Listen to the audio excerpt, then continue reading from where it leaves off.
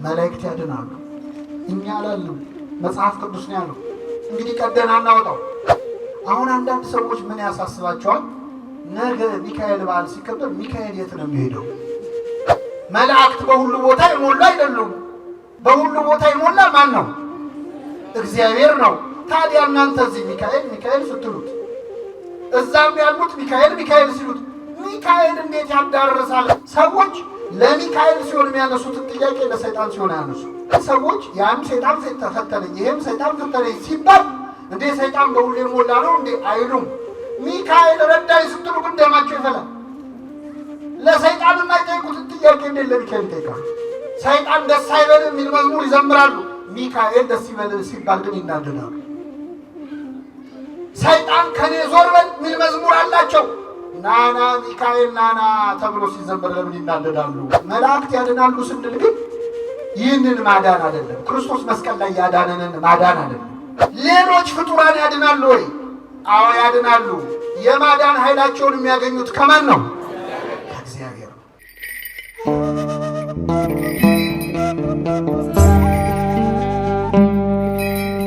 በስመ አብ ወወልድ ወመንፈስ ቅዱስ አሐዱ አምላክ አሜን።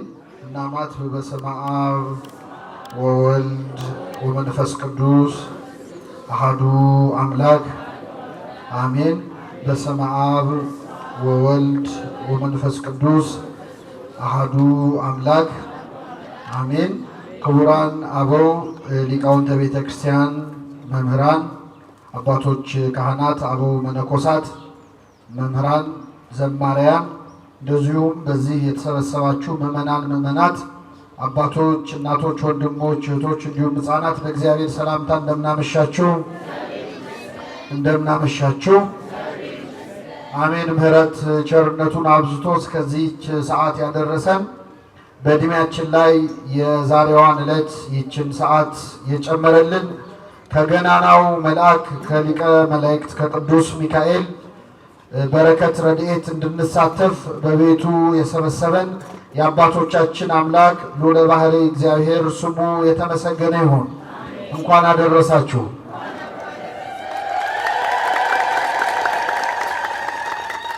በሚኖረን ቀሪ ጊዜ በመዝሙረ ዳዊት መዝሙር 33 ከቁጥር 7 ላይ በሚገኝ የመጽሐፍ ቅዱስ ኃይለ ቃል መነሻነት የእግዚአብሔርን ቃል እንማራለን። የትምህርታችን ርዕስ የሚሆነው የእግዚአብሔር መልአክ በሚፈሩት ሰዎች ዙሪያ ይሰፍራል ያድናቸውማል። እግዚአብሔር ቸር እንደሆነ ቅመሱ እዩም በማለት ነቢየ እግዚአብሔር ዳዊት የተናገረው ቃል ነው። በዚህ ቃል ተነስተን እንማራለን። እስኪ ከኔ ጋር በሉ። የእግዚአብሔር መልአክ በሚፈሩት ሰዎች ዙሪያ ይሰፍራል ያድናቸውማል። በዚህ ቃል ተነስተን እንማራለን። ለአባቶቻችን ለነቢያት፣ ለአባቶቻችን ለሐዋርያት፣ ለአባቶቻችን ለሐዋርያውያን አበው ለሊቃውንት በጉባኤያቸው ተገኝቶ ምስጢሩን ጥበቡን ገልጦ ያስተማረ አምላካችን እኛንም በቸርነቱ የሚረባንን የሚጠቅመንን ነገር እንዲያስተምረን እንዲመክረን የእርሱ ቅዱስ ፈቃድ ይሁንልን። ነቢየ እግዚአብሔር ዳዊት በ33ኛው መዝሙሩ ላይ የእግዚአብሔር መልአክ በሚፈሩት ሰዎች ዙሪያ ይሰፍራል፣ ምን ይላቸዋል አለ? ያድናቸዋል አለ። ነቢየ እግዚአብሔር ዳዊት የእግዚአብሔር መልአክ በሚፈሩት ሰዎች ዙሪያ ይሰፍራል ያድናቸውማል በሚለው አረፍተ ነገሩ ስለ ቅዱሳን መላእክት ዛሬ በታላቅ ክብር ስናከብረው ከዋዜማ ጀምሮ እስከ ነገ ድረስ የምናሳልፈው ሊቀ መላእክት ቅዱስ ሚካኤልን ጨምሮ በአጠቃላይ ቅዱሳን መላእክትን በሚመለከት ጥልቅ ምስጢር ያለው አጭር ቃል ግን ምስጢሩ ብዙ የሆነ ቃል ተናግሯል። የእግዚአብሔር መልአክ በሚፈሩት ሰዎች ዙሪያ ይሰፍራል፣ ምን ይላቸዋል አለ? ያድናቸዋል። የማን መልአክ? ምዕመናን እኛ ሚካኤልን፣ ገብርኤልን፣ መላእክትን በአጠቃላይ እናከብራቸዋለን። የምናከብራቸው ግን መላእክት ስለሆኑ አይደለም። የማን መላእክት ስለሆኑ ነው? አዎ ሚካኤልን፣ ገብርኤልን፣ ኡራኤልን ሌሎቹም መላእክት ሁሉ በተፈጥሯቸው መላእክት ስለሆኑ አይደለም የምናከብራቸው። የማን መላእክት በመሆናቸው ነው። መላእክት ሆነው የእግዚአብሔር ያልሆኑ አሉ የሉ? ሰይጣንና ሰራዊቱ በተፈጥሯቸው ምንድን ናቸው? ናቸው አይደሉም? እናንተ ርጉማን ከኔ ወግዱ፣ ለሰይጣንና ለመላእክቱ ወደ ተዘጋጀ ወደ ዘላለም እሳት ሂዱ ይላል። ለሰይጣንና ለምኑ? በተፈጥሯቸው አጋንንትም መላእክት ናቸው። ከኔ ጋር ናቸው። አሁን አንዳንድ ሰው ምን ነው እግዚአብሔር እንደው ሳይቸግረው ምን አለ እንደው ሰይጣንን ባይፈጥረው ኖሮ የሚል ሰው አለ ብላችሁ አታውቁ? እንደው እግዚአብሔር ሰይጣንን ምን ነው ባልፈጠረው። እኔ ዛሬ ልነግራችሁ ነው፣ እግዚአብሔር ሰይጣንን አልፈጠረው። ሰይጣንን የፈጠረው እግዚአብሔር አይደለም። እግዚአብሔር የፈጠረው ሳጥናኤልን ነው። ሳጥናኤል ሰማልያል የሚባል ቅዱስ መልአክ ነው የፈጠረው። ራሱን ወደ ሰይጣንነት ወደ ዲያብሎስነት የቀየረው ማን ነው? ራሱ ነው። እግዚአብሔር የፈጠረው ቅዱስ መልአክ ነው። ከተፈጠርክበት ቀን አንስቶ እስከ ወደቅክበት ጊዜ ድረስ በመንገድ ፍጹም ነበርክ ይላል ነቢየ እግዚአብሔር ሕዝቅኤል። ቅዱስ አድርጎ ነው የፈጠረው። በራሱ ተነሳሽነት ራሱን ያረከሰ የጣለ ያራቆተ ራሱ ዲያብሎስ ነው።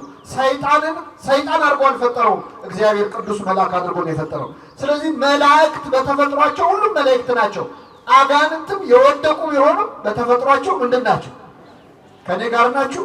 አሁን አንዲት ሴት ልጅ ብትወልድ ልጇ አድጎ ሌባ ቢሆን ይቺ ሴት የወለደችው ልጅ ነው ወይስ ሌባ ነው? መልሱልኝ። እሷ የወለደችው ልጅ ነው። ሌባ የሆነው ማን ነው?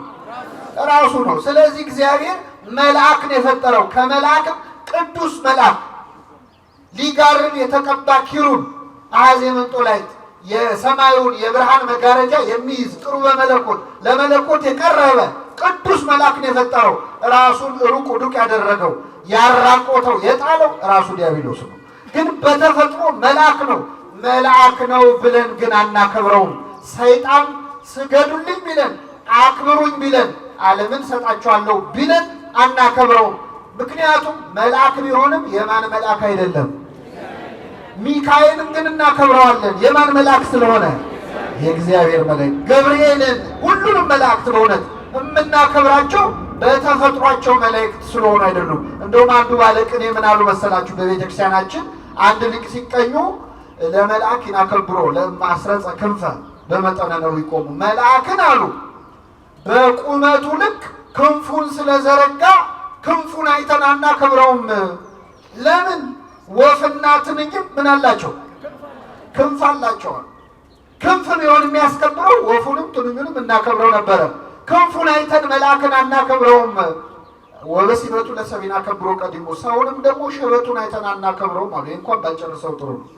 ሰውን ሽበቱን አይተን አናከብረውም። ምክንያቱም እንጨትና ድንጋይም ሲቆዩ ምን ያወጣሉ? አይ ቢቀር ይሻላል አይደል? መላእክትን የምናከብራቸው በክንፋቸው አይደለም፣ መልአክ በመሆናቸው አይደለም። የማን መላእክት ስለሆኑ ነው? የእግዚአብሔር መላእክት ስለሆኑ። ሲፈጠሩ የእግዚአብሔር መልአክ ነበሩ። አሁንም ድረስ የእግዚአብሔር መላእክት ናቸው። እነ ሚካኤል እነ ገብርኤል አለቅነታቸውን የጠበቁ መላእክት ናቸዋል። ሐዋርያው ቅዱስ ታዲዮስ ወይም ይሁዳ በመልእክቱ አለቅነታቸውን የጠበቁ ማለት መልአክነታቸውን ማለት ነው። ሲመታቸውን ሚካኤል ሲፈጠርም የእግዚአብሔር መልአክ ነበረ። አሁንም ድረስ የማን መልአክ ነው? እስከ ምጽአት ድረስ የማን መልአክ ሆኖ ይቀጥላል? አዎ ሚካኤል መጥቶ መለከት ነፍቶ ነው ወደ ምጽአት የሚሆነው እኮ። ተመልከቱ፣ እንደፈጠራቸው ያገኛቸው ናቸው። ከነስማቸው የማን መላእክት ናቸው? ስለዚህ ነቢየ እግዚአብሔር ዳዊት ምን አለ? የእግዚአብሔር መልአክ በሚፈሩት ሰዎች ዙሪያ ይሰፍራል። ምን ይላቸዋል? እችን ቃል እንዳትረሱ። ሚካኤልን የምናከብረው መልአክ ስለሆነ ሳይሆን የማን መልአክ ስለሆነ ነው? የእግዚአብሔር መልአክ ስለሆነ። ሁለተኛው ምዕመናን እነ ሚካኤል እነ ገብርኤል የእግዚአብሔር መላእክት ብቻ አይደሉም፣ የእኛም መላእክት ናቸው። የእኛ ናቸው አይደሉም? ራሱ ክርስቶስ በማቴዎስ ወንጌል ምዕራፍ 18 ከቁጥር 18 ላይ ሲናገር ምን አለ መሰላችሁ? ከእነዚህ ከታናናሾቹ አንዱን እንዳትንቁ ተጠንቀቋል። እዚህ ፊት ለፊት ከተቀመጡት ከህፃናት እድሜያቸው ትንሽ ነው ብላችሁ አንዳቸውን እንዳትንቋቸው። ውጪ በር ላይ ስትወጡ ከምታገኟቸው ነዳያን ምጽዋት ከሚለምኑ ከድሆች መሃል ከታናናሾቹ አንዱን እንዳትንቁ ተጠንቀቁ። ምግባር የለውም ኃጢአተኛ ነው ብላችሁ አንዱን እንዳትንቁ ተጠንቀቁ አለ ክርስቶስ። ለምን? መላእክቶቻቸው በሰማያት ያለውን የአባቴን ፊት ያያሉ አለ። ምኖቻቸው? እስኪ በሉ መላእክቶቻቸው በሉ። ስለዚህ ታናሹ ሕፃንም ለራሱ ምን አለው ማለት ነው? መልአክ አለው። ለእያንዳንዳችን መልአክ አለን። ታውቃላችሁ? ምድር ላይ አሁን ጠባቂ የሚኖረው ምን አይነት ሰው ነው? እስቲ ጠባቂ ጋርዶች የሚኖረው ምን አይነት ሰው? ወይ ባለስልጣን ነው፣ ወይ ባለጸጋ ነው፣ ወይ ዝነኛ ሰው ነው። ድሃ ከሆነ ጠባቂ አይኖረው። በምድር ላይ የሚመደብለት እንደው መንገድ ልቀቁለት እገሌ መጣ እያሉ የሚያሸረግዱ ሰዎች የሚመደብለት ሰው ወይ ገንዘብ ያለው ወይ ዝና ያለው ሰው ነው። እግዚአብሔር ግን ጠባቂ የመደበው ለዝነኞች ብቻ አይደለም፣ ገንዘብ ላላቸው ብቻ አይደለም። በቀን በሌሊት ከኛ የማይለዩ ከእናታችን ማህፀን ጀምሮ ሲጠብቁን የነበሩ በዋልንበት እየዋሉ ባደርንበት የሚያድሩ ጠባቂዎችን ለእያንዳንዳችን ሰጥቶናል። እግዚአብሔር ስሙ የተመሰገነ ይሁን። በሆነ ለእያንዳንዳችን ስለዚህ የየራሳችን መልአክ አለን ማለት ነው። ከኔ ጋር ናችሁ ምዕመናን? አሁን ደስ ብሏችሁ ነው መሄድ አለባችሁ። እያንዳንዳችሁ የየራሳችሁ ምን አላችሁ? መልአክ አላችሁ። አብሯችሁ ያደገ ያሳደጋችሁ። ያሳደገኝ መልአክ አላለም ያዕቆብ ልጆቹን ሲመርቅ? ያሳደገኝ መልአክ እነዚህን ሕፃናት ይባርክ ብሏል። በእናታችን ማህፀን ስንጸነስ ጀምሮ ጽንሱን ይጠብቃል የእግዚአብሔር መልአክ ሆኖ። ከተወለድን በኋላ ስናድግ እንደ ሞግዚት አብረውን ናቸው መላእክት። በሕይወት ዘመናችን ኃጢአት ስንሰራ ስለ ኃጢአታችን ያለቅሳሉ፣ ያዝናሉ። በጎ ነገር ስንሰራ ደስ ይላቸዋል። በጎ ስራችንን ይመዘግባሉ። ለማን ሊያቀርቡ? እባክህ ማረው ይቅር በለው ይህ ሰው መልካም ሰርቷል ሊሉ ስለኛ ይጸልያሉ። እንደውም ቅዱስ ባስልዮስ ለጠባቂ መልአክ የሚጸለይ ጸሎት በዚህ ውዳሴ አምላክ በተባለ መጽሐፍ ላይ ጽፎልን ጠባቂ መልአካችንን በጸሎት ሁሉ እናናግረዋለን። ለእያንዳንዳችን ጠባቂ መላእክትን የሰጠን አምላክ ስሙ የተመሰገነ ይሁን። ስለዚህ መላእክት የእግዚአብሔር መላእክት ብቻ ሳይሆኑ የማን መላእክት ናቸው? የእኛም ናቸው። የኔ ሚካኤል ልትሉ ትችላል፣ የኔ ገብርኤል ልትሉ ትችላላችሁ። ለእያንዳንዳችን እግዚአብሔር በመዓልት በሌሊት ለኃጡ ለጻድቁ ለምእመኑ ለመናፍቁ ለካዱት ሰዎች ሳይቀር ጠባቂ መልአክ አላቸው። በነገራችን እግዚአብሔር የለም ለሚሉ ሰዎች ጠባቂ መልአክ አለች። መላእክተ ጽልመት የሚባሉ ከ99 ነገደ መላእክት መካከል አሉ። መላእክተ ጽልመት የሚባሉ የካዱ ሰዎችን ይጠብቃሉ፣ በቀን በሌሊት ይጠብቃሉ። እነዚህን ጠባቂዎች እግዚአብሔር ስለሰጠን ስሙ የተመሰገነ ይሁን። ስለዚህ መላእክት አንደኛ የማን መላእክት ናቸው አልኳችሁ? ሁለተኛ የማን ናቸው? የኛ ናቸው። በእውነት ስለ መላእክት መማር በጣም ያስፈልጋል። ምክንያቱም መላእክት በእርግጥ ስለ መላእክት ያለን እውቀት በጣም ትንሽ ነው፣ ግን ወዳጆቻችን ዘመዶቻችን ስለሆኑ ስለ እነሱ ማወቅ ያስፈልጋል። በእውነት ሰው አሁን ውጭ ሀገር ዘመድ አለኝ ብሎ ይኩራራል አይደል? ከኔ ጋር ናችሁ? አዎ ዘመድ አለ የኔ ሀገር የኔ ዘመዶች እኮ አውሮፓ አሜሪካን ያሉት ብሎ ሰው ኩፍስ ይላል። የሁላችን ዘመዶች ታላቅ ወንድሞቻችን መላእክት በሰማያት አሉ። ስለ እነሱ መስማት ደስ ይላል፣ ስለ ዘመድ መስማት ስለሆነ። መላእክት ከኛ ቀድመው የተፈጠሩ እኛ ስንወለድ ወይም ስንፈጠር እልል ብለው እግዚአብሔርን ያመሰግኑ ነበር። በዚህ በመጽሐፈ ኢዮብ ምዕራፍ 33 ላይ እግዚአብሔር የእግዚአብሔር ልጆች እልል ሲሉ ነበር ብሏል። የእግዚአብሔር ልጆች የተባሉ መላእክት ናቸው።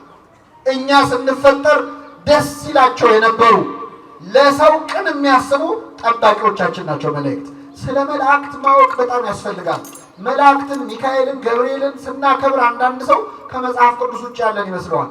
መጽሐፍ ቅዱስን የሚያነብ ሰው መላእክት የሌሉበት መጽሐፍ ማግኘት በጣም ይቸገራል። በዚህ መጽሐፍ ቅዱስ በምንለው መጽሐፍ ውስጥ ከኦሪት ዘፍጥረት እስከ ዮሐንስ ራእይ ካነበባችሁ ከመጽሐፈ አስቴርና ከትንቢተ ሐጌ በስተቀር መላእክት የሌሉበት መጽሐፍ ነው። በሁሉም መጽሐፍ ላይ መላእክት አሉ። የመጨረሻው መጽሐፍ እንደውም የዮሐንስ ራእይ ነው። በዮሐንስ ራእይ ደግሞ በ22ቱም ምዕራፍ ላይ መላእክት አሉ። መላእክት የሌሉበት ክርስትና መላእክት ያላጀቡት ክርስቶስ እኛ እናውቅ። በክርስትና ውስጥ መላእክት አሉ። ተመልከቱ፣ ክርስቶስ ከመወለዱ በፊት በእመቤታችን ፊት መጥቶ ያበሰረው ማን ነበረ? ቅዱስ። ስለዚህ የሰው ልጅ ድነት የጀመረው በገብርኤል ነው። ጌታ ሲወለድ ሌሊቱን ሙሉ ሲዘምሩ ያደሩት እነማን ናቸው? መላእክት ናቸው። ሲወለድ የዘመሩት እነሱ ናቸው። 40 ቀን 40 ሌሊት በገዳመ ቆሮንቶስ ጾሞ ጸልዮ በዲያብሎስ ተፈትኖ ዲያብሎስን ድል ከነሳ በኋላ መላእክት ቀርበው አገለገሉት ይላል። ክርስቶስ ከመላእክት ተለይቶ አያውቅም። ወደ ምድረ በዳ ሲሄድ መላእክት አብረውት ነበሩ ይላል። በዕለተ ዓርብ በተሰቀለ ጊዜ መላእክት እኮ ነበሩ። በነገራችን ላይ ክርስቶስ በተሰቀለበት በዕለተ ዓርብ እንደ መላእክት የተጨነቀ የለም። በጣም ተጨንቀዋል።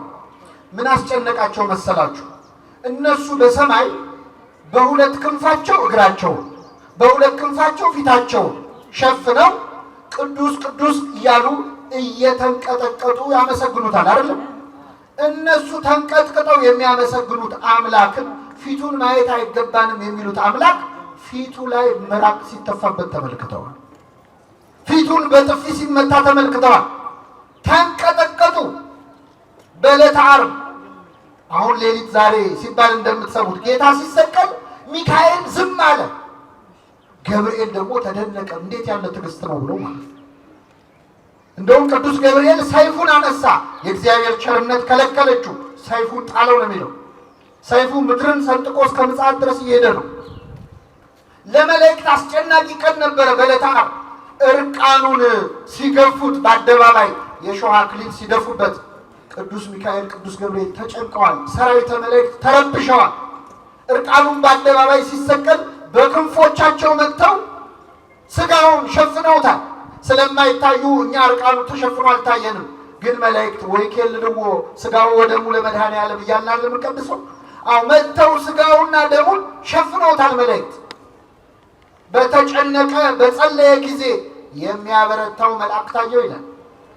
ተመልከቱ። ክርስቶስ ሞትን ድል አድርጎ ሲነሳ ደግሞ በመቃብሩ ግራና ቀኝ ቁጭ ብለው የታዩት እነማን ናቸው? መላእክት ናቸው። መላእክት የሌሉበት ክርስትና፣ መላእክት ያላገለገሉ ክርስቶስ የለም። እኔ መላእክትን የሚጠሉ ሰዎች በእውነት ልቡና ይስጣቸው። ምክንያቱም መላእክት የሌሉበት ክርስትና የለም። በጣም ይገርማል። ጌታ ወደ ሰማይ ሲያርግ ደግሞ በእልልታ ያጀቡት እነማን ናቸው? መላእክት ናቸው። መላእክት ከክርስቶስ አጠገብ ናቸው ሁልጊዜ። መላእክትን ጠልተህ አይሆንም ያለ እነሱ። እግዚአብሔር ቢፈቅድልህ ደግሞ ወደ እግዚአብሔር መንግስት ስትሄድ ከነማን ጋር ነው የምትኖረው?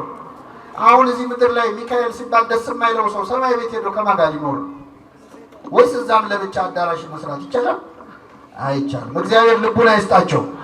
እኔ በጣም አንድ ነገር ልንገራችሁና ወደ ቀጣዩ ነጥብ እመጣለሁ። የመጀመሪያዎቹ ክርስቲያኖች እንደው ከመላእክት ጋር ከነበራቸው ፍቅር የተነሳ አንድ ያደረጉት ነገር አለ። አንድ ጊዜ ምን ሆነ? ከሐዋርያት መካከል ሐዋርያው ቅዱስ ጴጥሮስ እስር ቤት ገባ ይላል የሐዋርያት ሥራ። ጴጥሮስ ታስሮ እያለ በዚያን ዘመን የነበሩ ክርስቲያኖች አዝነው ቤት ውስጥ ቁጭ ብለው ያወራሉ። ከታሰረ ቀጥሎ መገደል ስለሆነ የሚጠብቀው እንደው ነገ ይገሉት ይሆን ከነገ ወዲያ ይገሉት ይሆን እያሉ በር ዘግተው በማታ ተሰብስበው በጭንቀት ያወራሉ። እያወሩ እያለ እኩለ ሌሊት ላይ የቤቱ በር በኃይል ተንኳኳ። ድንገት ሲንኳኳ ሮዴ የምትባል የቤት ውስጥ አገልጋይ ነበረች። ውጪና ክፈቺ ብለው ላቋት። በሩ በኃይል እንኳኳል።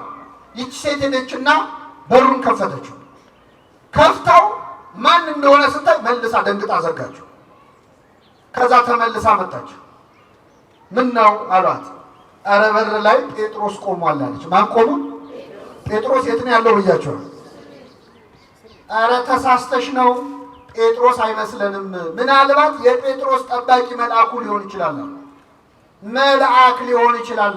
ከኔ ጋር ናችሁ? ምን ሊሆን ይችላል? እስቲ አትዋሹ ምዕመናን። አሁን ሌሊት በራችሁ ቢንኳኳ መልአክ ሊሆን ይችላል ብላችሁ ተገምታላችሁ? ማን ሊሆን ይችላል ብላችሁ ነው የምታስቡ? ወይ ሌባ ነው አይደለም? ወይ መርዶ ነው። በቃ አክስቴ ቦታ ነው ማለት ነው የሚለው አይደል? ሰው በቃ አያቴ አረፈች ማለት ነው የሚለው። በመሰረቱ የኛ በር ለመክፈት ራሱ ስንት ነገር ነው ሊጫንበት። አስቸጋሪ እኮ ነው ለመክፈት ራሱ ያስቸግራል። ይቺ ሴት ግን ሄዳ ስትነግራቸው መልአክ ነበረ፣ መልአክ ሊሆን ይችላል አሉ። የመጀመሪያዎቹ ክርስቲያኖች በር ሲንኳኳ መልአክ ሊሆን ይችላል ብለው የሚገምቱ ነበሩ። ይህን ያህል ቅርብ ናቸው ማለት ነው። የመላእክቱን ፍቅር በሁላችን ይሳልብን። በዕለተ ምጽአት ክርስቶስ ሲመጣም ከመላእክቱ ጋር ነው የሚመጣው። ከአላፋት መላእክቱ ጋር ነው የሚመጣው።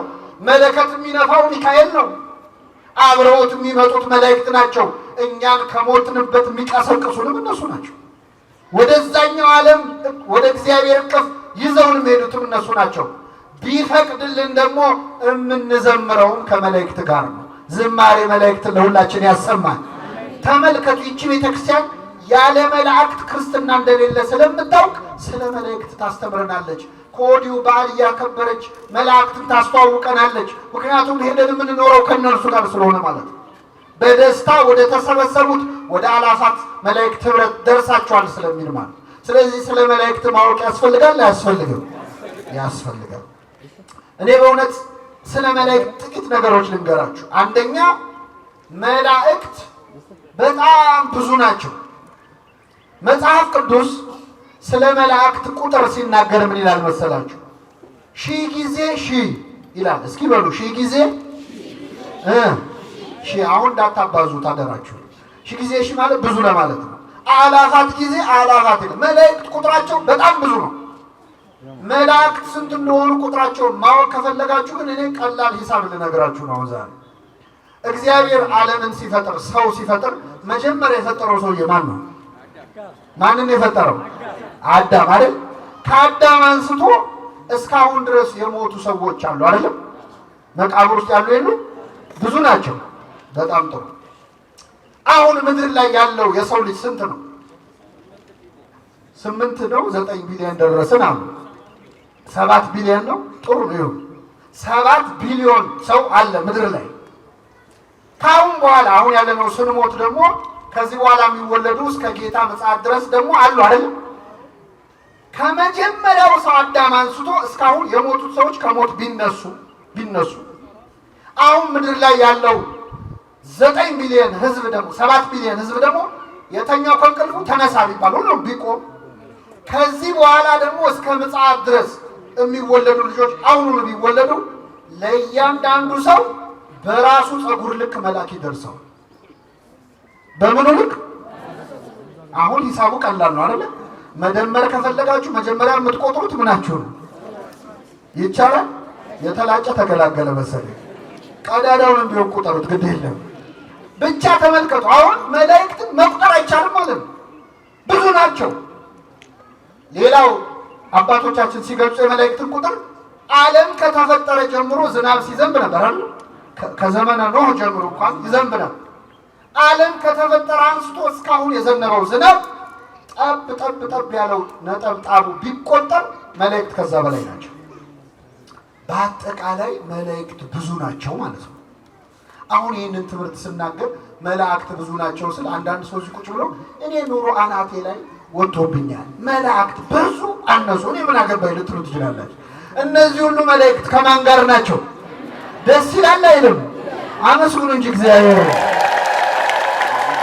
ይሄ ሁሉ ቁጥር የኛ ዘመዶች ናቸው። እነዚህ ሁሉ የኛ ወገኖች ናቸው። ይህንን ሁሉ ዘመድ ያበዛልን አምላክ ስሙ የተመሰገነ ይሁን። ከራሳችን ፀጉር በላይ በእውነት ከዝናብ ነጠብጣብ በላይ የሆኑ ወገኖችን የሰጠን ማን ነው? እግዚአብሔር ነው። ብዙ ናቸው መላእክት። ስለዚህ ከዚህ መሃል እኔ ወገን የለኝም አባት እናት ወንድም እህት የለኝም ብሎ የሚያዝን ካለ ኧረ ብዙ ናቸው ዘመዶችህ፣ ኧረ ብዙ ናቸው ወንድሞችሽ እህቶችሽ። መላእክት ጾታ የሌላቸው እንደ ወንድም እንደ እህት የሚሆኑ እነ ቅዱስ ሚካኤል እነ ቅዱስ ገብርኤልን የመሳሰሉ ተቆጥረው የማያልቁ ዘመዶችን የሰጠን ማን ነው? እግዚአብሔር ነው። ከኛ ጋር ያሉት ከነርሱ ጋር ካሉት ይበልጣሉ ብላችሁ መደሰት አለባችሁ። ምን ሆነ መሰላችሁ? በዚህ በመጽሐፈ ነገሥት ላይ አንድ ታሪክ ተፈጽሟል። እስራኤላውያንና ሶርያውያን ጦርነት ላይ ናቸው። እንግዲህ እስራኤል ሁሉ ጦርነት ላይ ነች። አሁንም ጦርነት ላይ ነች አይደል? እግዚአብሔር ሰላምን ያምጣልን። እስራኤል ከሶርያ ጋር ጸብ ላይ ነበረች። ጸብ ላይ ሆነው ሶርያውያን እስራኤልን እንውጋ ይሉና ይነሳሉ። ተነስተው በዚህ ተራራ ሄደን እንውጋቸው ብለው እዛ ተራራ ላይ ሲደርሱ የእስራኤል ጦር እዛ ቦታ ላይ ቀድሞ ይገኛል። ይወጋቸዋል። ሳይጠብቁ አደጋ ይጥልባቸዋል፣ ያሸንፋቸዋል።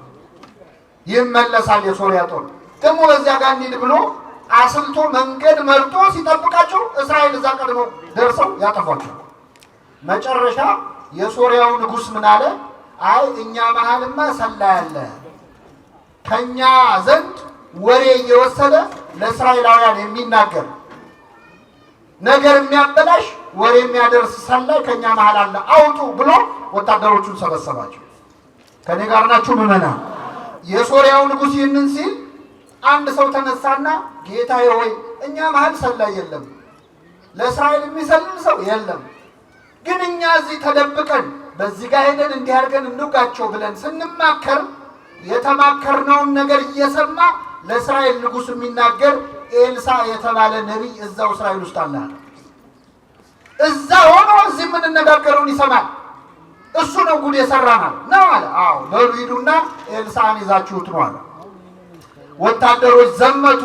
ጦር ይዘው ጋሻ ይዘው ይዘውት ሊገሉት መጡ ማለት ነው። ነቢየ እግዚአብሔር ኤልሳ ማለት ኤልሳ ተራራ ላይ ነው የሚኖረው።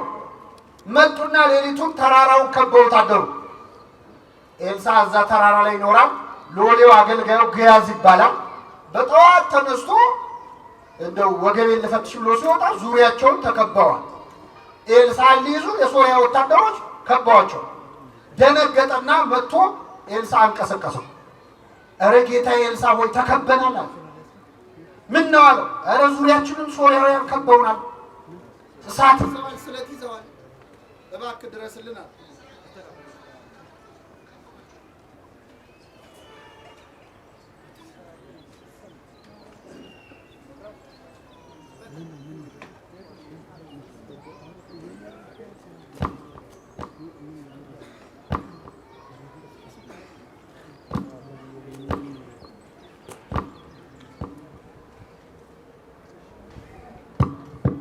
ይሰማል። ስለ እስራኤል ሳወራ እኮ ችግር መጣ። ልቀጥል አይደለ? ተከበናል አለ የኤልሳ አገልጋይ ግያዝ። ዙሪያችንን ተከበናል ጌታዬ ወይ ብሎ ኤልሳ ነብዩን ቀሰቀሰው። ነብዩ ምን አለ? አይዞህ አትፍራ፣ ከኛ ጋር ያሉት በሉ እስኪ ከነርሱ ጋር ካሉት ይበልጣሉ።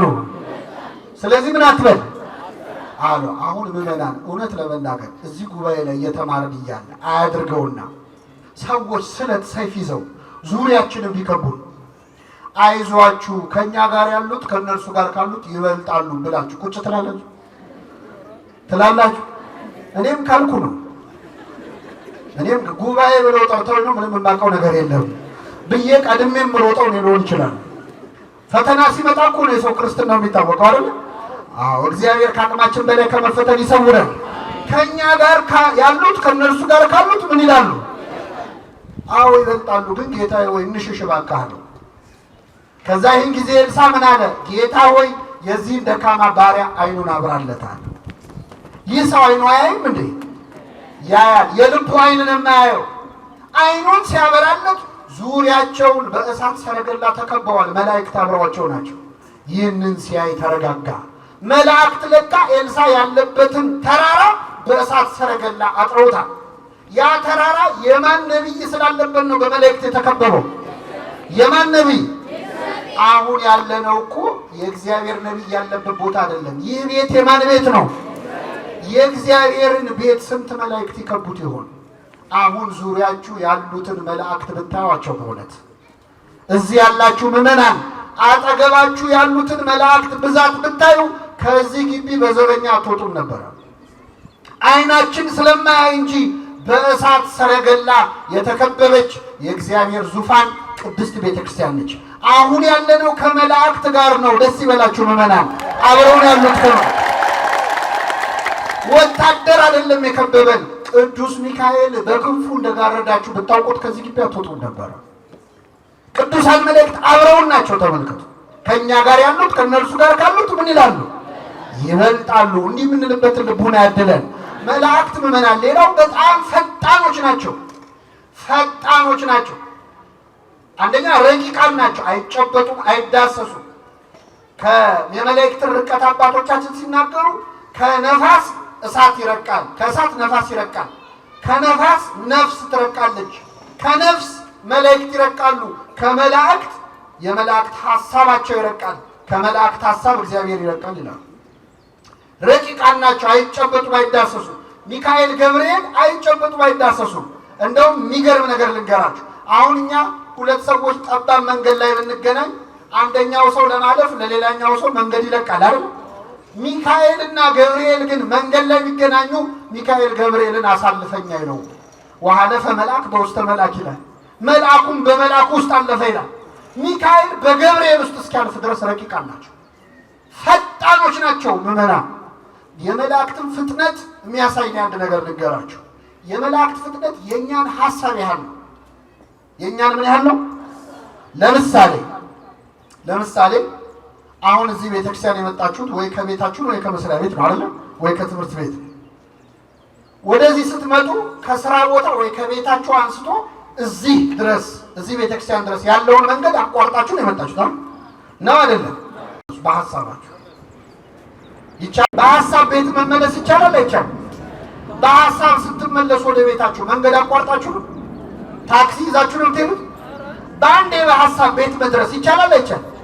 ኧረ አንወሻሽ። በሐሳብ አውሮፓና አሜሪካ ዞራል። ለዚህ መሀል ፓስፖርት ያስፈልግ፣ ቪዛ ያስፈልግ፣ ዓለምንም ዞራለን። ስለዚህ በሐሳብህ የፈለከው ቦታ በቅጽበት መድረስ ይቻላል አይቻልም?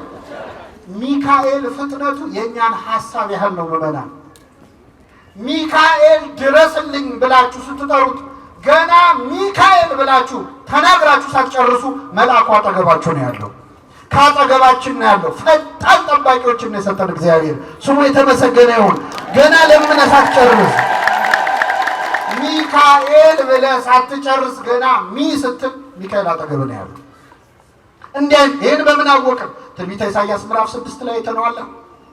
ነቢየ እግዚአብሔር ኢሳይያስ እግዚአብሔርን ከፍ ባለ ዙፋን ላይ ተቀምጦ አየሁት አለ። ንጉሡ ዖዝያን በሞተበት ዓመት እግዚአብሔርን አየሁት። ወዮልኝ ኃጢአተኛ ሰው ነኝ፣ ከንፈር የረከሰብኝ ነኝ ብዬ አለቀስኩኝ። ገና አልቅሶ ሳይጨርስ ኃጢአተኛ ነኝ ብሎ ሳይጨርስ ቅዱስ ቅዱስ ከሚሉት ከመላእክት መካከል ሱራፌል ከተባሉት የመላእክት ነገድ መሃል አንዱ ሱራፊ እሳት በጉጠት ይዞ መጥቶ ኃጢአት ተሰረየችልህ አለኝ ይላል። ቅዱስ ሚካኤል ኃጢአት ተሰረየችልህ ይበለን ለሁላችን። አይገርማችሁም? በእውነት ገና ተናግሮ ሳይጨርስ እኮ ነው ኃጢአተኛ ነኝ ብሎ ሳይጨርስ መልአኩ በሮ መጥቶ ኃጢአት ተሰረየችልህ አለው። እንደዚህ አይነት ፈጣን ጠባቂዎች ስለሰጠን ስሙ የተመሰገነ ይሁን። የእግዚአብሔር መልአክ በሉ እስኪ በሚፈሩት ሰዎች ዙሪያ ይሰፍራል። ምን ይላቸዋል? የሚካኤል በዓል እዚህ ብቻ ነው እንደሚከበረው? ሌላ ቦታ አይከበርም? አዲስ አበባ ውስጥ ብዙ ቦታ አለ አይደል? ከአዲስ አበባ ውጭስ አለ አይደል? ከኢትዮጵያ ውጭስ? አሁን አንዳንድ ሰዎች ምን ያሳስባቸዋል? ነገ ሚካኤል በዓል ሲከበር ሚካኤል የት ነው የሚሄደው? ቦሌ ሚካኤል ነው የሚሄደው? መርካቶ ያለው ሚካኤል ነው የካ ነው የሚሄደው ብለው የሚጨነቁ ሰዎች አሉ። መላእክት በሁሉ ቦታ ይሞላ አይደሉም? በሁሉ ቦታ ይሞላ ማን ነው? እግዚአብሔር ነው። ታዲያ እናንተ እዚህ ሚካኤል ሚካኤል ስትሉት እዛም ያሉት ሚካኤል ሚካኤል ሲሉት ሚካኤል እንዴት ያዳርሳል ብለው የሚጨነቁ ሰዎች አሉ። በጣም ይገርማቸዋል። እኔ ኃጢአተኛው እዚህ ጋር ቆሜ የምናገረውን ንግግር እዚህ ያላችሁ ትሰማላችሁ? አሰቡ። እዚህ የሌሉ ሰዎች እንዲሰሙ ማድረግ ይቻላል አይቻልም? በምን?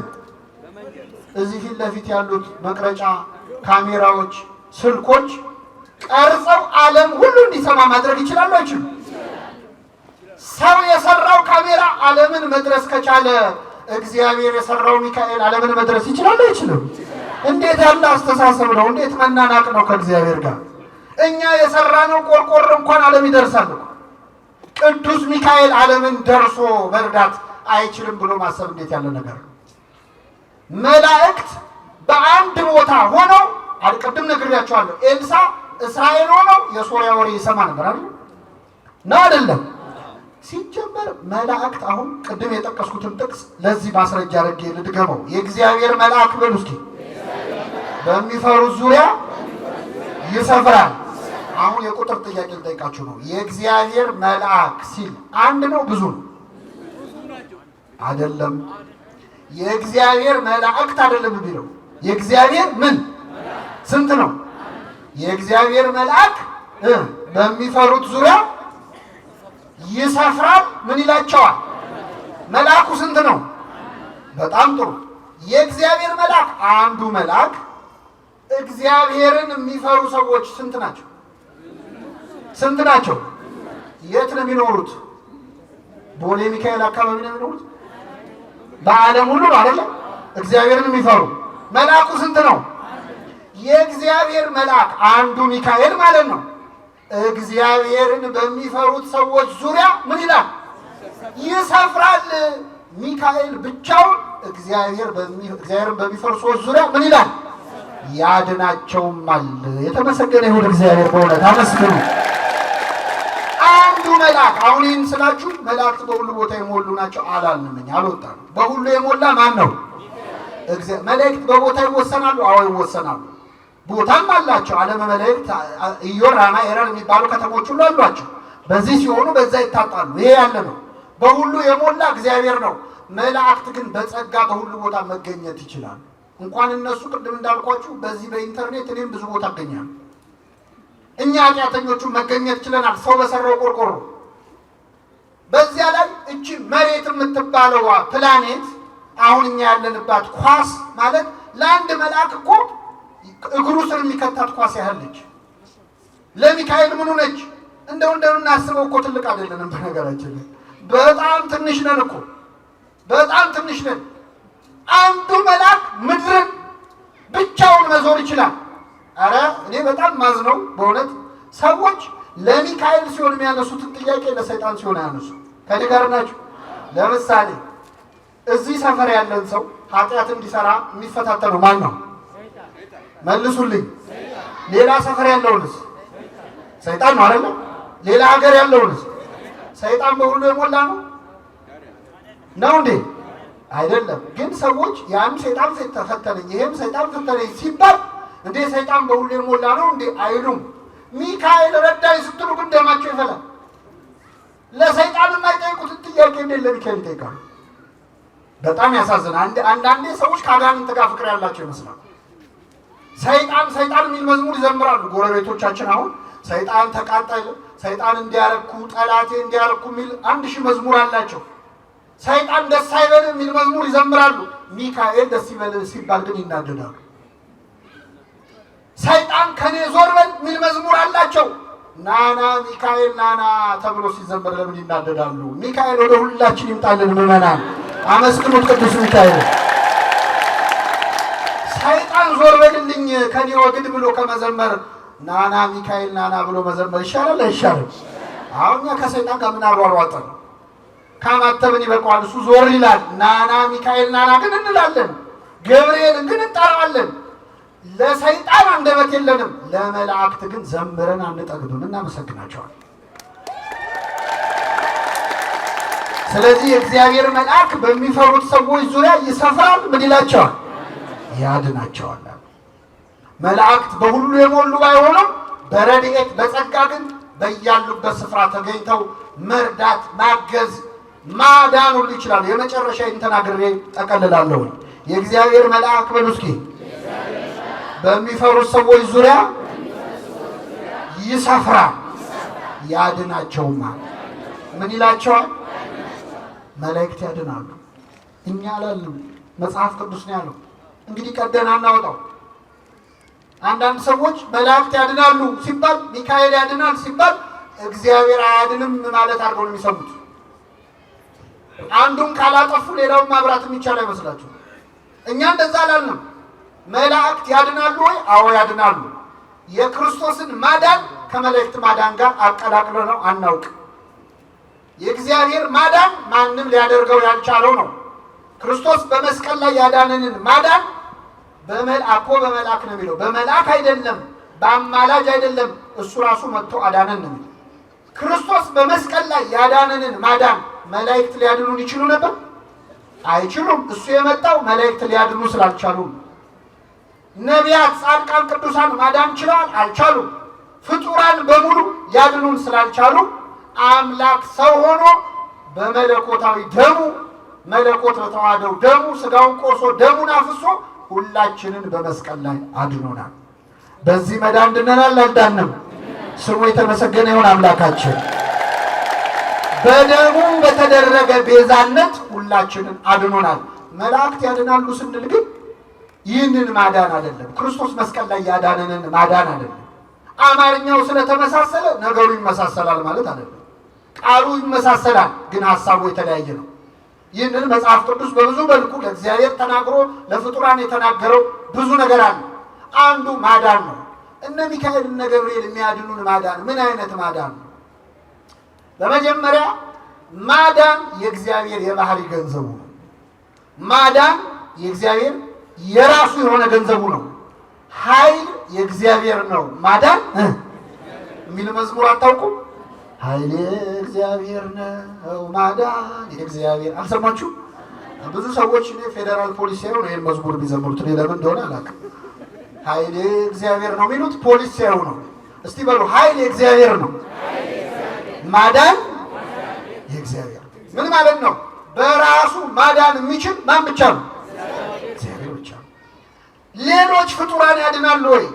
አዎ ያድናሉ። የማዳን ኃይላቸውን የሚያገኙት ከማን ነው? ከእግዚአብሔር።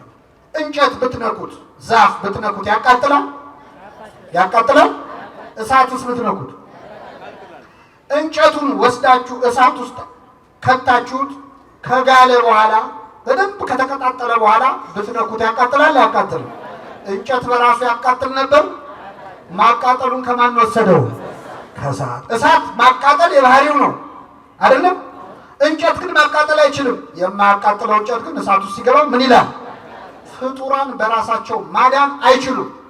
ማዳንን የሚያገኙት ማዳን የባህሪው ከሆነ ከማን ነው? ከእግዚአብሔር። መዳን በሌላ በማንም የለም። እንድንበት ዘንድ የተሰጠን ከሰማይ በታች ኢየሱስ ክርስቶስ የሚለው ስም ነው አለ ቅዱስ ጴጥሮስ።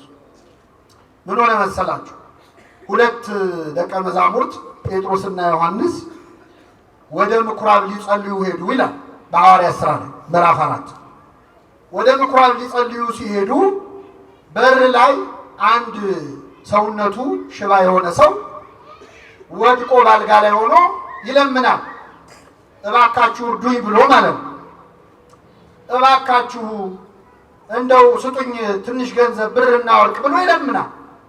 ይህን ጊዜ ጴጥሮስና ዮሐንስ አዩት። ጴጥሮስ አየውና ዞር ብሎ ብርና ወደኛ ተመልከት፣ እስኪ በሉ ወደኛ ተመልከት። ወደ ማን ነው ተመልከት ያለው? እኛ ማን ነን? ጴጥሮስና ዮሐንስ። ቅዱሳንን መመልከት ወደ እግዚአብሔር መመልከት ነው። ወደኛ ተመልከት።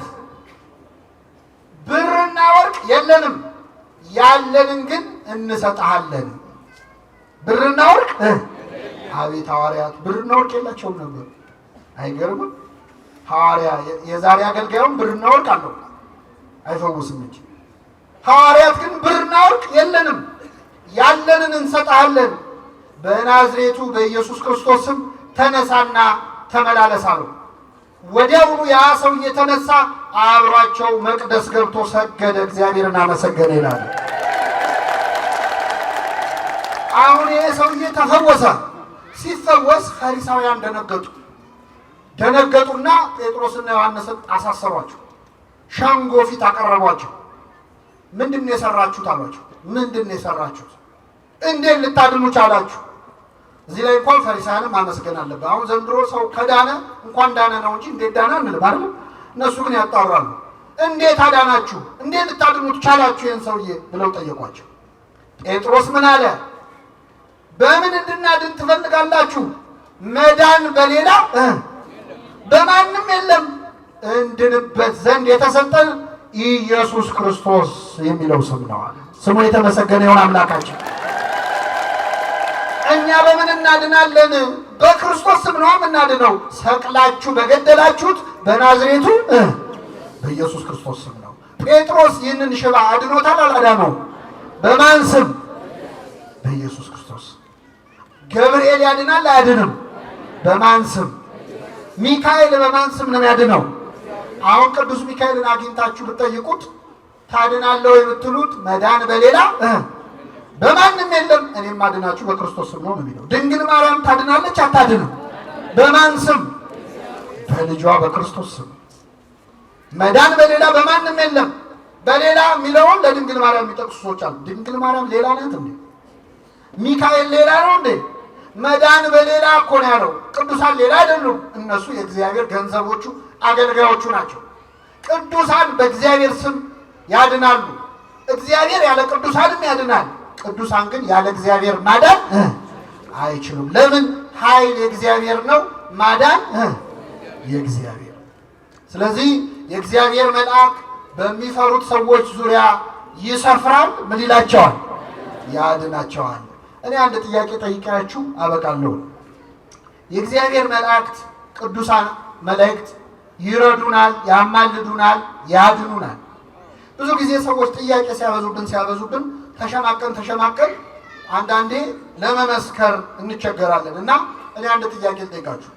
አንድ ሰው አሁን እዚህ ቅዱስ ሚካኤል ቤተክርስቲያን መጥቶ ሚካኤል ሆይ ከአምላክ በተሰጠ ስልጣን አማልደ ከዚህ በሽታ አድነኝ ብሎ ይህ ሰውዬ ለሚካኤል ተስሎ ዳነ። ይህንን ሰውዬ ያዳነው ማን ነው? ሚካኤል ነው ወይስ እግዚአብሔር? አይሰማም። በጣም ጥሩ። እሺ ሌላ ጥያቄ ልጠይቃችሁ። መጽሐፍ ቅዱስ ላይ ኢዮብ የሚባል ሰው ታሪክ ተጽፏል አይደለም? መጽሐፈ ኢዮብ ላይ መላእክት ሁሉ በእግዚአብሔር ፊት ለመቆም መጡ ይላል። ሲመጡ ሰይጣንም መጣ፣ እግዚአብሔር ፊት ቆመ። ከወዴት መጣ አለው እግዚአብሔር። ዓለምን ዞርኳት ተመላለስኳት አለ። እየሰማችሁ ነው? ዓለምን ምን አልኳት? እኛ ድሮ ትምህርት ቤት ስንማር ማጅላን ነው ዓለምን የዞረው አይደለም? ግን ሰይጣንም ዞሯል። ለካ አያችሁ? ዓለምን ዞርኳት ተመላለስኳት አለ። አሁን ዓለምን የሚዞረው ሰይጣን ለጥሩ ነው ለመጥፎ ነው? ዓለምን ለማበላሸት ነው አይደለም? ሰይጣን ዓለምን ለመተናኮል የሚዞር ከሆነ ሚካኤል ዓለምን ለመታደግ ይዞራል አይዞርም? ይዞራል። ከዛ ምን አለው እግዚአብሔር? ባሪያዬን ኢዮብ አየኸው አለው። ባሪያዬን ኢዮብ አየኸው፣ እንዴት አይነት ጻድቅ ሰው እንደሆነ፣ እንዴት ቅን እንደሆነ ተመለከትክልኝ አለ። እግዚአብሔር አየህልኝ የሚለው ሰው መሆን እንዴት መታደል ነው በእውነት። አየኸው እንዴት አይነት ቅን እንደሆነ አለ። አይ እሱ ቅን ባይሆን እኮ ነው የሚገርመው። ምን አጉድለህበታል? ሀብት ሰጥተኸዋል፣ ንብረቱ ሞልቶታል፣ ተርፎታል። 10 ልጆች ሰጥተኸዋል፣ ባለጸጋ ነው፣ ጤናው የተሟላ ነው፣ ትዳሩ ያማረ ነው። ምን አጎደልክበት? ከነዚህ አንዱን ብታነሳበት ግን ይሰድብሃል። እግዚአብሔር ምን አለው? ሂድ የወደድከውን አድርግበት፣ ህይወቱን ግን እንዳትነካ አለው። ምኑን እንዳትነካ? እንዳትገድለው፣ ግን የፈለግከውን አድርግበታል። በጣም ጥሩ አለ። ሰይጣን ፍቃድ አገኘ። ከማን ነው የተፈቀደለት? ሄደና የኢዮብን ሀብት ንብረቱን በአንድ ቀን አወደመበት። በሚሊዮን የሚቆጠር ሀብቱን ንብረቱን፣ ከብቶቹን፣ ያለውን ነገሩን፣ እርሻውን ሁሉ በአንድ ቀን አወደመበት። ኢዮብ ወሬውን ሲሰማ እግዚአብሔር ሰጠ። የእግዚአብሔር ስም ምን ያለ ይሆናል? አይገርምም? አሁን ሞባይላችሁ ቢጠፋ እግዚአብሔር ሰጠ እግዚአብሔር ነሳ ትላላችሁ? ሚካኤል እጅ እኮ ነው ጉድ የሆንኩት ነው የምንለው አይደል? ምን ነው ምን አለኩ ነው የምንለው እኮ። ኢዮብ ግን ሀብት ንብረት ሁሉ በአንድ ቀን ወድሞ እግዚአብሔር ሰጠ እግዚአብሔር ነሳ። ሰይጣን ቀጥሎ ምን አደረገ? 10 ልጆቹን በአንድ ቀን ገደለበት። ስንት ልጅ? አይከብድም? 10 ልጅ በአንድ ቀን። እንደው አንድ ሁለቱ ቢተርፉ ምናምን 10 ልጆቹ ሞቱበት። ሰይጣን ተንኮሉን አያችሁ? መጀመሪያ ልጆቹን አልገደለበት። መጀመሪያ ሊገልበት በኋላ ሀብቱ ሲጠፋ እንኳን ሀብቴ ልጆቼም ጠፍተዋል ይላል። ጦሴን ይዞ ይላል። ስለዚህ በመጀመሪያ በሀብቱ ፈተነው። ቆይቶ 10 ልጆች ገደለበት። እግዚአብሔር ሰጠ። ከዚያ ምን አለ ሰይጣን? ከራስ ፀጉሩ እስከ እግር ጥፍሩ በቁስል መታው። ሰውነቱ ቆሰለ። የገዛ ቁስሉ እስኪሸተው ድረስ በሸክላ ነበር፣ በገል ነበር የሚያከው ቁስሉን የሚያከው። ቁስሉ እስኪሸተው ደረሰ። እግዚአብሔር ሰጠ፣ እግዚአብሔር ነሳ። አሁን ጥያቄ ልጠይቃችሁ። ኢዮብ ላይ መከራ ያወረደበት ማን ነው? እግዚአብሔር ነው ወይ ሰይጣን? እግዚአብሔር ነው ወይ ሰይጣን ነው? በጣም ጥሩ መልሳችኋል። ሰይጣን ነው አይደለም? እሺ ቅድም አንድ ሰውዬ እዚህ ቤተክርስቲያን መጥቶ ሚካኤል ሆይ ከአምላክ አማልደ ካለብኝ በሽታ አድነኝ አለ። ቅዱስ ሚካኤል አማልዶ ይህን ሰውዬ ፈወሰው። ይህን ሰውዬ ያዳነው ሚካኤል ነው ወይስ እግዚአብሔር ነው ስላችሁ ምን አለ? እግዚአብሔር። ሰይጣን እግዚአብሔር ጋር ቀርቦ አስፈቅዶ በኢዮብ ላይ መከራ ወረደበት። ኢዮብ ላይ መከራ ያወረደው ማን ነው? ሰይጣን ነው ወይስ እግዚአብሔር ነው ስላችሁ ማን አለ? ሰይጣን አላችሁ። ምንድነው ሚካኤል ስሙ እንዲጠራ ሰይጣን መሆን አለበት ወይ ነው? ምን ማለት እንደፈለኩ ላብራራላችሁ። ለሰይጣን ኢዮብ ላይ መከራ እንዲያወርድበት ፍቃድ የሰጠው ማን ነው? ለሚካኤል አንድን በሽተኛ እንዲፈውስ ፍቃድ የሰጠው ማን ነው? ስለዚህ እግዚአብሔር ሁለቱንም የፈቀደ እሱ ነው አይደል? ኢዮብ ላይ መከራ ያወረደው ማን ነው ስላችሁ ሰይጣን ካላችሁ ይሄን በሽተኛ የፈወሰው ማን ነው ስል ማን ማለት አለባችሁ? ሚካኤል ማለት አለባችሁ። ምክንያቱም ለሰይጣንም ክፉ እንዲያደርግ ለሚካኤልም በጎ እንዲያደርግ ፈቃድ ሰጪው ማን ነው? ወርደው ስራውን የሰሩት ግን ሚካኤልና ሰይጣን ናቸው አይደል? ሰይጣን ለማለት የምንፈጥነውን ያህል ሚካኤል ለማለት መፍጠናል። እስቲ አንድ ጊዜ ሚካኤል በሉ። ቅዱስ ሚካኤል ክብር ምስጋና ይድረሰው። በሆነ የመጨረሻ አንድ ጥያቄ ልጠይቃችሁ። ሰይጣን እግዚአብሔር ፊት ቆሞ የጠየቀው ፍቃድ የጠየቀው ለኢዮብ ክፉ ለማድረግ ነው ወይስ መጥፎ ነገር ለማድረግ ነው? ማነው ጥሩ ለማድረግ ነው መጥፎ ለማድረግ ነው? አይሰማም። ለኢዮብ መልካም አስቦ ነው ክፉ አስቦ ነው አይደል? ማን ፊት ቆሞ ጠየቀ? እግዚአብሔር ፈቀደለት አልፈቀደለት? ክፉ ነው ሰይጣን አይደል? ለክፉ ሰይጣን ለአመፀኛው ሰይጣን ክፉ ነገር አስቦ ኢዮብን ለመጉዳት አስቦ ሲጠይቀው ማን ፈቀደለት? ያ የወረደው የረከሰው መልአክ ሰይጣን ኢዮብን ለመጉዳት ብሎ ሲጠይቀው እግዚአብሔር ፈቀደለት። ሰይጣን ኢዮብን ለመጉዳት ሲጠይቅ እግዚአብሔር የሚፈቅድለት ከሆነ ሚካኤል እኛን ለመጥቀም ሲጠይቅ ይፈቀድለታል አይፈቀድለትም? መላእክት የሚጠይቁት እኮ የእኛን መዳን ነው አይደል? ሁሉ መዳንን ይወርሱ ዘንድ ለማገዝ የሚላኩ መላእክት አይደሉምን? ደስ ይበላችሁ ምዕመናን። ሚካኤል ስለኔ ስላንተ ተንበርክኮ ምሕረት እስክናገኝ ድረስ እግዚአብሔር ፊት ይለምናል፣ ይጸልያል። እግዚአብሔር የሚካኤልን ጸሎት ይሰማል አይሰማም? የመልአኩን ጸሎት ይስማልን እግዚአብሔር።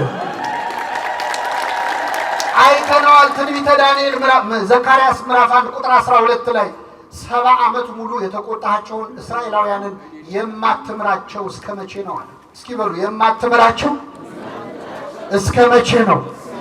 ሚካኤል እንደዚህ ነው የሚለው፣ እስከ መቼ አትምራቸው? በእውነት ቅዱስ ሚካኤል ኢትዮጵያን ማትምራት እስከ መቼ ነው ይበልልን። ይህችን ሀገር ማትምራት እስከ መቼ ነው ይበል። በእውነት ይሰማዋል እግዚአብሔር አይሰማው? ሰይጣን ክፉ ሆኖ ለምኖ ከተሰማ ሚካኤል ደግ ሆኖ ለምኖ እንዴት አይሰማም? የዮና ልጅ ስምዖን ወይ ሰይጣን እንደ ስንዴ ሊያበጥራችሁ ለመነ ይላል። ሰይጣን የእኛን እምነት ለማበላሸት እኛን እንደ ስንዴ ለማበጠር ይለምናል። ቅዱስ ሚካኤል ደግሞ ማራቸው ማራቸው እያለ ይለምናል። እንደዚህ ለእኛ መዳን የሚንሰፈሰፉ ሁሉ መዳንን እንዲወርሱ የሚካኤል ልመናው ምኞቱ ምን እንደሆነ ታውቃላችሁ? እዚህ ግቢ ውስጥ ካለ ሰው አንድም ሰው ገነት ሳይገባ እንዳይቀር ነው። አንድም ሰው ወደ እግዚአብሔር መንግሥት ሳይገባ እንዳይቀር ነው ልመናው ሚካኤል። የዋሁ መልአክ ልመናው ይሄ ነው። እንደ ሰይጣን ክፉ አይደለም የሚያስበው።